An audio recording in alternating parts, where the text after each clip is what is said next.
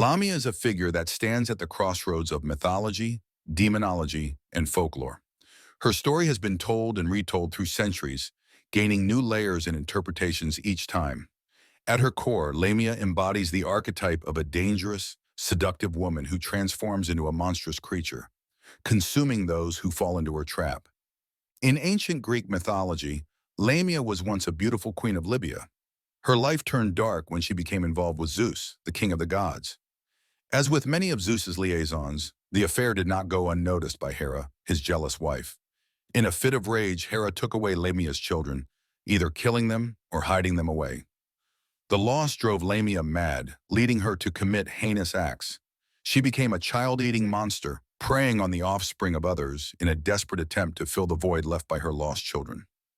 Her physical appearance became as monstrous as her deeds, symbolizing the internal decay caused by grief and anger. Lamia's story did not end with her transformation. In later traditions, she evolved into a night-haunting spirit or daimon, seducing young men and feeding on their flesh. This aspect of her legend draws from a broader tradition of female demons who embody the dangers of unchecked female sexuality. The Lamiae, a term synonymous with empusai, were depicted as phantoms with a voracious sexual appetite, leading men to their doom. The association of Lamia with serpentine qualities further underscores her role as a predator. The imagery of a half-woman, half-snake creature can be traced back to various ancient myths. In Christian and Jewish apocryphal texts, Lamia's counterparts are found in the figures of Lilith and other female demons. In the Testament of Solomon, Lamia is depicted as a demoness who preys on children. Similarly, Lilith, often associated with Lamia in various traditions, is portrayed as a night demon who steals away children and seduces men.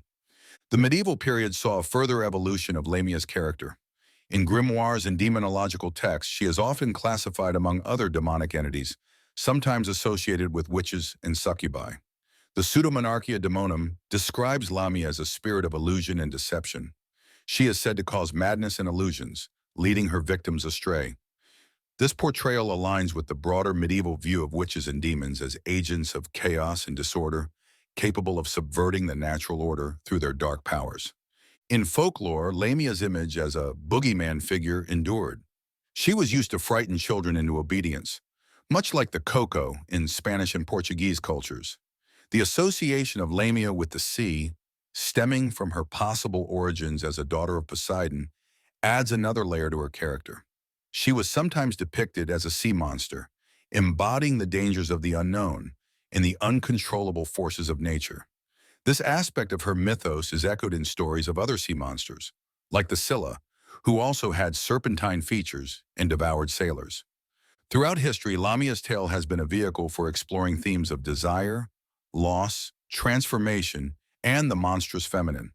Her story captures the fears and fascinations that surround powerful, transgressive women.